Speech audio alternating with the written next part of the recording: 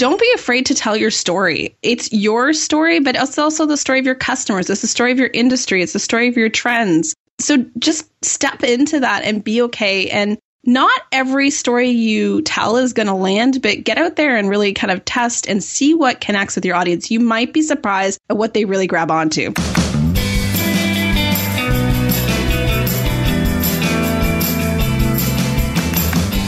Welcome to Star of the Doubts. I'm your host, Jared Easley. Joining us today is our special guest co-host. It's Jules Taggart from JulieTaggartStudio.com and soon to be JulesTaggart.com. Hey, Jules. Hey, how are you? Hey, so Jules, you got a new site coming up. Tell us about that real fast. I do. I am in the process of launching a new site after having the same site for too many years. So it's time. I'm very excited. I'm sure there's more than one listener that can relate to that. In fact, I can relate to that. And then, of course, joining us is our official co-host, joining us from Maui, Hawaii. Aloha, Kamanzi Constable. Aloha, Jared. And if you're listening to this and you're on the East Coast or somewhere, I'm really sorry about the weather. Did you have to bring that up? Whoops. Now there's some people that are going to deliberately not listen to this until August. So, all right. So today we're fortunate to have Maggie Patterson. She is our guest. She is a communication strategist who works with entrepreneurs to help them tell their story in an original way that gets business results. She's been featured on leading websites including the Huffington Post, Virgin.com, Duct Tape Marketing, Yahoo Small Business, and more. Maggie is the host of the Marketing Moxie podcast, and you can learn more about Maggie by going to MaggiePatterson.com. Maggie, we are ready to have intelligently crafted communication. Welcome to the show. Thank you for having me. I'm really excited to be here and connect with you guys and the listeners. And we will try to keep this as intelligently communications as possible. Well, we've already failed because I'm the host, but it's all good. I'm just kidding. We are thrilled to have you, Maggie. One of the things we always ask every guest is kind of an icebreaker. It's a fun question. What is the best concert that you have ever been to? Oh, my gosh. See, I knew this question was coming and I still haven't decided, but it's probably a Dave Matthews Band concert. I'm a super, super fan of Dave Matthews Band. And in that moment, I was really in my very first corporate job. And I thought, oh, my gosh, in my alternate life, I'm getting a VW van and following Dave and the band around North America. I didn't quit my job, though, until a little bit later, and I have yet to follow the Dave Matthews Band around. It could still happen. It could still happen, and maybe it should. I think one question Kamanzi has is what song does Dave Matthews sing from Taylor Swift? You had to, Jared. If any. Oh, he's always about the Taylor Swift, isn't he? Yeah, man, we got to break the streak. That's like every episode. Is it the red lipstick, or what is it about Taylor? Oh, no. Let me tell the Star of the Doubts listeners, let me clear this up. Okay. So I am a huge Taylor Swift fan because I am a writer first and podcaster second. Dong, dong, dong. But I love the way blasphemy Taylor Swift writes music. It's from the heart. It's really deep. It's not fluff. And she doesn't care what anybody else thinks. Oh, these are all good reasons. And of course, Taylor Swift kind of, some could argue, looks like Jules Taggart. So, Jules, will you kick off this interview here with Maggie? Yeah, absolutely. So, Maggie, let's start with this. I know one of the things I love about you is that you are a feel the fear and do it anyway type of person. Has that always been the case? You know, I really, really thought about that a lot because I've been reading a lot about fear lately. And I actually think that I am just literally hardwired that way. I kind of think overcoming the fear is like a muscle. So you need to keep doing it. And I was thinking back to high school a few days ago and I was laughing to myself because I was the girl that was always friends with all guys. But if I liked a guy, I would just be like, hey, I like you. Do you like me back? No? Okay, we're good. So I don't really know, I don't really have a fear of the outcome of what's going to happen. I just go ahead anyways because I'd rather just do it and get it out of the way. I love that. So, Maggie, and that's had to have been interesting with your relationships growing up, huh? Yeah, I got to say, my success rate of that technique was the conversion rate on that was extremely poor. I don't recommend it as a dating technique. Really? I would have thought guys would have been like, yes, let's date. So what is the one thing you do on a day-to-day basis with your clients, Maggie? You know, if I look at the common thread of everything I do, it's communications, it's storytelling, but so much of what I actually do is about giving people permission and the confidence to go out there, tell their story, own it, and to not be scared of using their voice. People often talk about finding your voice. I don't think you need to find your voice. You need to just be okay with using it. And that really is what everything I do does. Whether it's helping them figure it out, the right words to use in an email right through to how can they extend themselves to try to become a contributor on a leading website. A lot of it's just, hey, I take their hand and say, come on, it's not that hard. Let's do this. All right, so let's talk about storytelling, Maggie. I know you're big on this and you focus on this. So what do you think stands between people and telling great stories? Why should they be telling great stories? What's your advice on that? So I think we have this kind of worldview of storytelling that it needs to be this hero's journey. It needs to be this epic rags to riches type story. And if we don't have that kind of, we don't have a story like Kamanzi about delivering bread, we kind of go, oh, well, I'm not that interesting. And we start to dismiss it out of turn. So I've done a lot of work with my clients and creating a system where we look at other things beside your personal story. How can you take your customers and turn them into the hero? How can you take a stand on trends and issues in your industry? How can you create bridges with your clients and potential clients for them to say, hey, they're just like me? Because not everyone has this tragic backstory or, this big thing they had to overcome. Sometimes we're just smart people running businesses, and it doesn't have to be that deep. So back up a second and tell me more about turning the customer into the hero. What does that mean and how do you do it? And when do you know if you need to go beyond that, like you just said? Honestly, if I could have run the world and choose everyone's stories, this is the one story I would have every single business tell, because it's truly where you can communicate what's different about you, what your competitive advantage is, and do it in a way that's actually believable. We spend a lot of times talking about our accomplishments. Oh, look at me, I did this and this. And yes, we should totally own that. But it's so much better to have your clients talking about how they were successful because how you were able to help them, how you've been able to transform something, what is the before and after? So, we spend a lot of times on things like quotes, but how can we up that game? How can we include those in our podcast episodes, our case studies on our website? How can we always give that opportunity to let our clients really shine and let them be successful? And, our clients really are happy to do those things for us because it makes them look like a total rock star. Maggie, would you be willing to tell your hero's journey? Oh, my hero's journey is really, really long. Give us the sweetened, condensed Dave Matthews song version. Oh, goodness. You definitely don't want me to sing. Goodness, that is just not a gift I am blessed with. Please do. Well, it's possible some people aren't familiar with your work, so maybe you can catch them up real quick. Basically, the short version is I always wanted to do two things growing up, be an entrepreneur and be a writer. I quickly dabbled with the idea of going to medical school until I realized I really suck at science. And math is not my strong suit. Words are my thing. So, I checked all the boxes. I went to graduate from high school, went and did my BA, went and did a postgraduate program, did all these different things. And I followed right into normal career job, working in PR agency. But I always knew there was a master plan. I was leaving. So when I went on my maternity leave with my son, and that was 11 years ago now, I packed up my office and I said, if you need the space while I'm gone, that's okay. Because I knew I wasn't coming back. And I literally just never went back. And once I was done maternity leave, I started my own business. I didn't have a plan. I didn't have clients. I didn't have anything. But I knew I had two things, the hustle, and I had the personal network and the connections from working in the PR agency for so long. And I literally focused on making it happen.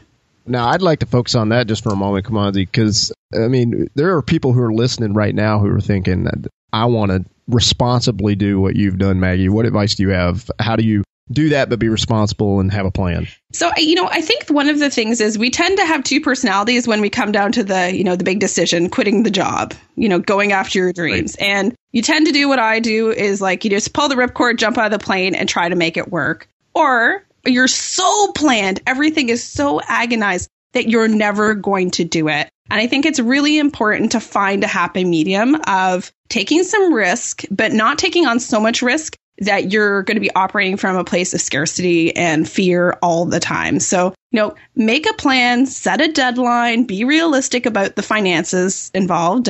Hey, if you have a baby, your baby needs diapers. That's got to come first. But at a certain point, you're going to have to say, okay, I am okay with a little bit more risk. Let me try this. Because what's the worst that's going to happen? You're going to fail. Well, you can go get another career. You can go get another job. Life will carry on. There's always another way to make more money. And one thing you hit on is you talked about the hustle. And you have hustled. You've gotten to this point. Jared and I are interviewing you. We're big fans. We're stalking you when you don't know it. Guilty. Should I be scared? I'm not allowed in Canada currently. Yeah. So, and Jared thought I was stalking Taylor Swift a while ago. So I don't know. Maybe you should. But you talked about the hustle. Now that you've reached this point, you've been featured on some cool sites and you've been in some cool places. How do you stay humble? And what would you tell your clients or just anybody about staying humble after you've achieved success?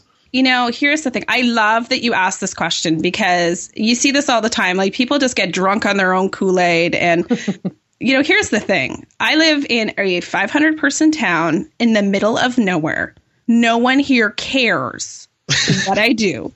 No one here cares what I'm actually like. Oh, you were on the Huffington Post? That's kind of cool. They'll see it on Facebook. But honestly, I still have to fold the laundry. I still have to make grilled cheese. My whole identity isn't tied up in an accomplishment. And I'm grateful to my parents for that because they always separated the accomplishment from our actual self-worth. So I think it's important to not get tied up in that. And I think sometimes you can cross over and you'll start to feel a little full of yourself. And you need to have a little chat with yourself and bring yourself back down to earth and say hey, okay, you know what? These are just things. If these are all gone, it doesn't matter. Have you ever had to tell one of your clients that? Oh, yeah. And it's interesting. I really find especially the type of clients I work with now, I tend to attract people that aren't celebrity personalities. It's more me having to push them into the spotlight versus them being the spotlight and me having to pull them out. And I think that's just personality type. I tend to work with people who are more introverted, definitely more reserved, focus a lot on listening, and they really need that kick to get out the door. Maggie, I want to bring this up is there are some people out there who are introverted, but they feel like there is a core message that they want to share. So what encouragement do you have for that person that's listening to this thinking that's me? I think there's two things. Number one, I'm an introvert too. So I totally get it. And a lot of days I would rather not do these things, but I understand the end game. So get really clear on the goal and why you're doing it. And then the second part is find ways to kind of preserve your energy so that when you need to be what I call extroverted by necessity, like I am right now, I will the rest of the evening, I will literally not talk to anybody because I'll be like, whoa, that was a lot of energy. But find a way to make extroversion by necessity work for you. Don't let the introversion and your kind of natural tendency to want to go inward hold you back. Fold laundry after interviews. Check. Exactly.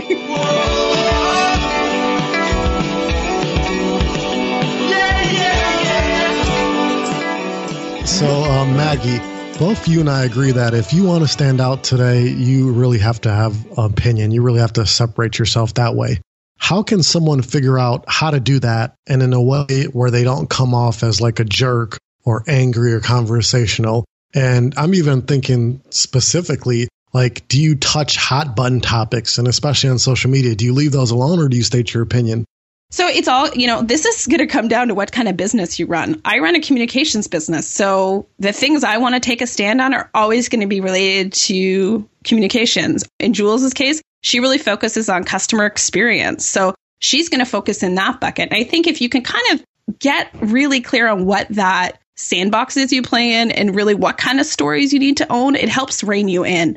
I personally am not going to be out there talking about my political beliefs. I have been known to as a politics major, but, those aren't the things that you're going to find on my personal blog. So you need to kind of find a way. And I always run clients through 3 really simple questions to help them find the things that might be good for them to take a stand on. Number 1, what things do you want to see change in your industry? What things do you want to see stop? And what do you feel is not being said? Taking a stand just comes down to those 3 core questions. And if you literally can just sit with Post-it notes or journaling or whatever and really reflect on those, I feel really confident you can find a way to take a stand on something and always try to be productive. Don't cross over to angry territory. This is something I have to watch because I tend to be pretty feisty by nature and want to I've got fire in my belly and I have to kind of pull back and say, okay, don't do it. Don't say that. That's not within your bucket. No one needs to know that. You do it in Maggie, such a smart way, though, Maggie. You wrote a blog post a few weeks ago about something that had, you were fired up about a few things for online business owners. And the way that you presented it was it was feisty, but it was also really relatable. And I don't think you necessarily made anyone upset, but you definitely stated your opinion. Do you have any, how do you do that? How do you say it that way where you get people kind of engaged in the process without really drawing sides. I'm glad you brought up that post, Jules, because I agonized over that. I sent it to my project manager, sent it to a couple other people. I'm like, have I gone too far? And there was 2 things I think I did in that post, that were actually very smart. Is number 1, I said up front, you may not agree with me, but hey, we're all grown ups and we can still be friends.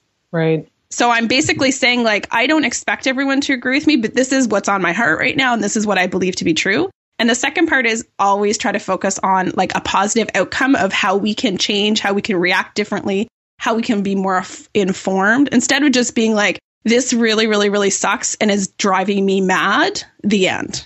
Right.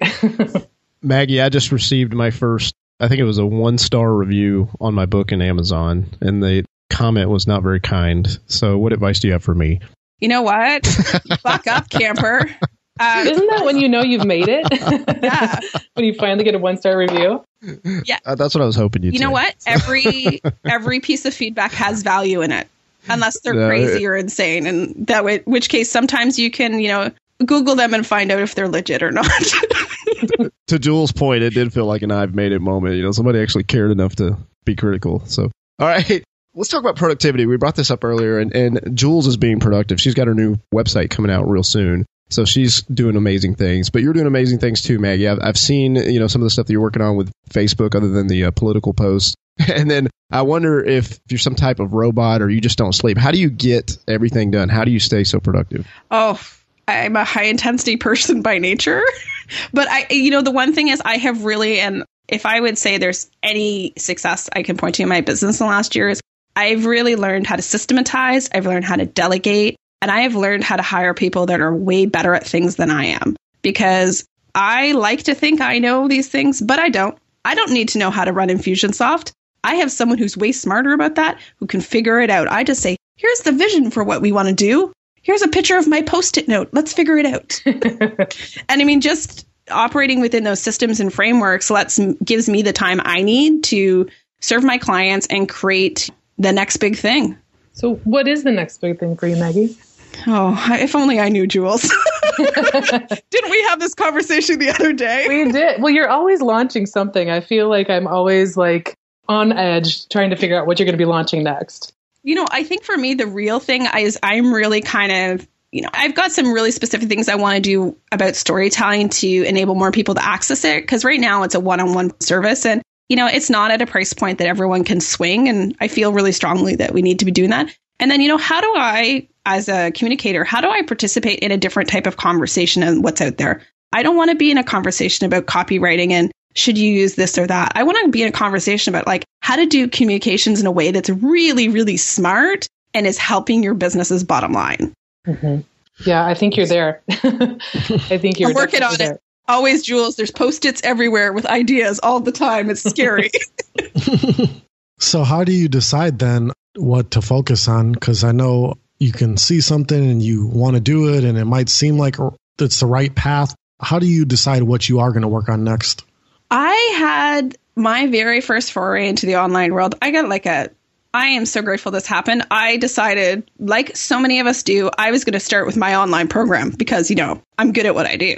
And I got slapped outside the head when I had exactly one person register. And that really made me think, it's not as easy as everyone says. It's not all cookie cutter, follow this formula. You can't do this, even if you have experience. So I literally went back to the very beginning and I started listening to my customers. What do my customers, my prospects really, really, really need? What is the hole in the market? And, last fall I noticed with my customers and my clients and my community that no one really knew how to handle the customer proof part of this. How do you make a customer into a hero? This sounds good, Maggie. So I created a small product to fill that need. So a lot of it's listening and really figuring out how I can best serve it and then going out and testing it. I think, you need to treat your business as a big experiment. If you get too tied to we must, achieve X, I'm always like, hey, let's test this and correct. Let's test and test and test. It's a lab for real-time innovation.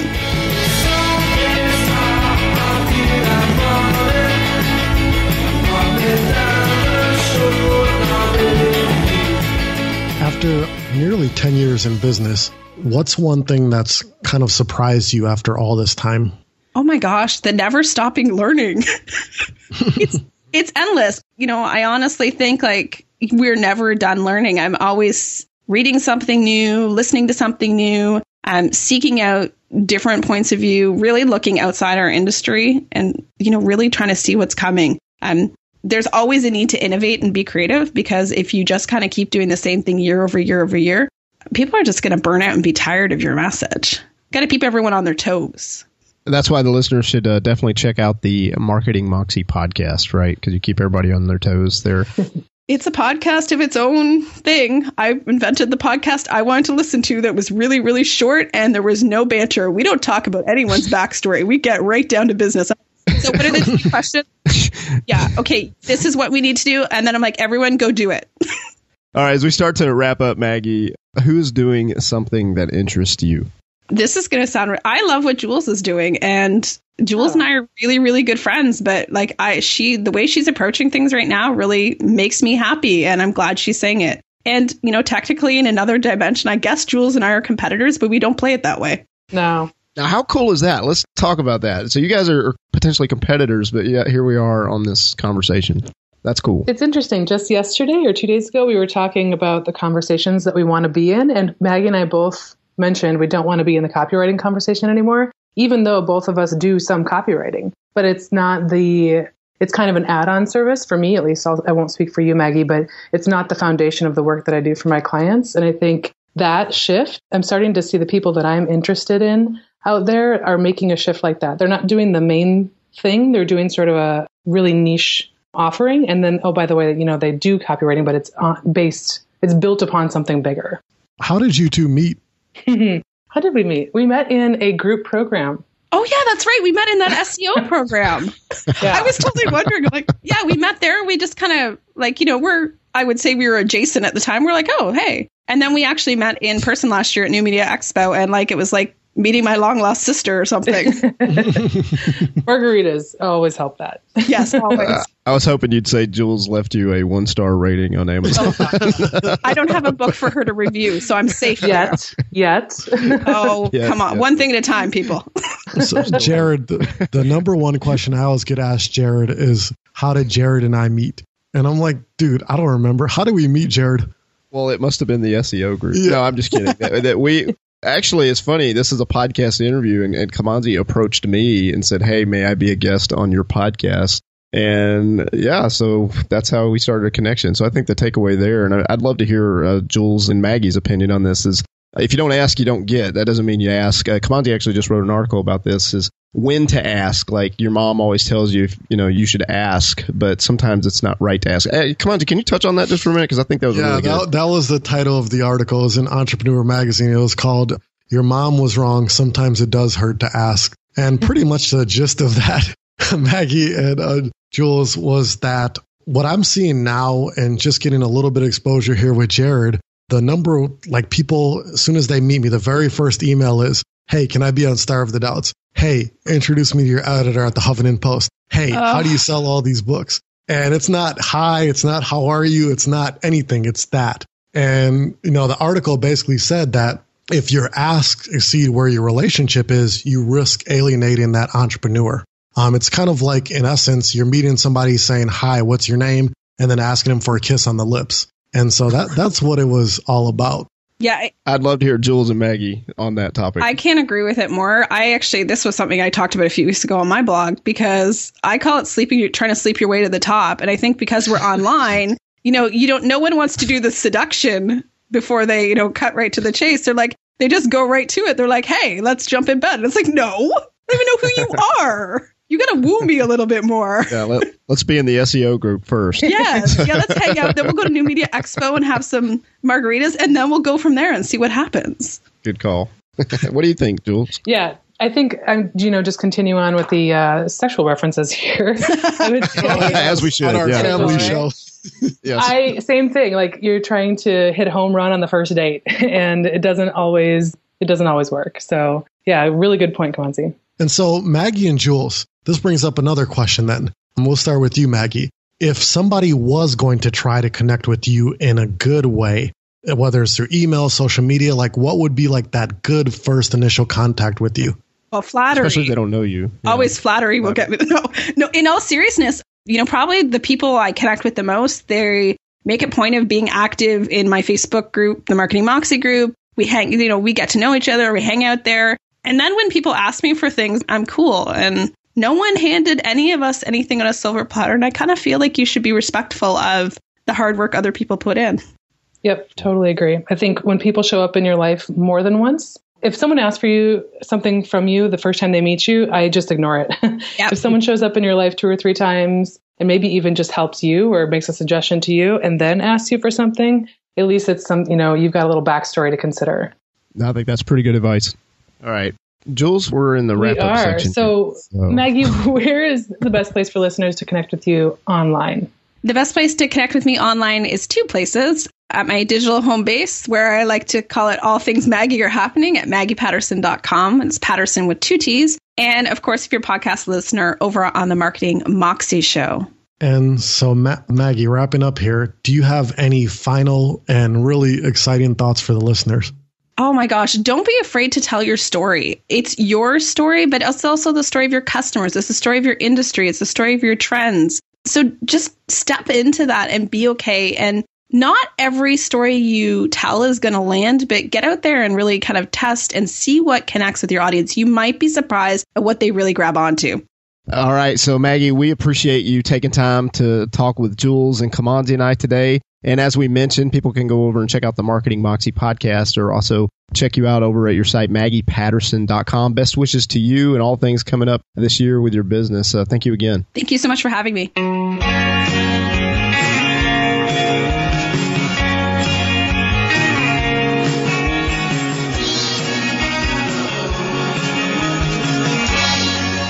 So, I think one of the things is we tend to have 2 personalities when we come down to the big decision, quitting the job, going after your dreams. Right. And you tend to do what I do is you just pull the ripcord, jump out of the plane and try to make it work. Or you're so planned, everything is so agonized that you're never going to do it. And I think it's really important to find a happy medium of taking some risk, but not taking on so much risk that you're going to be operating from a place of scarcity and fear all the time. So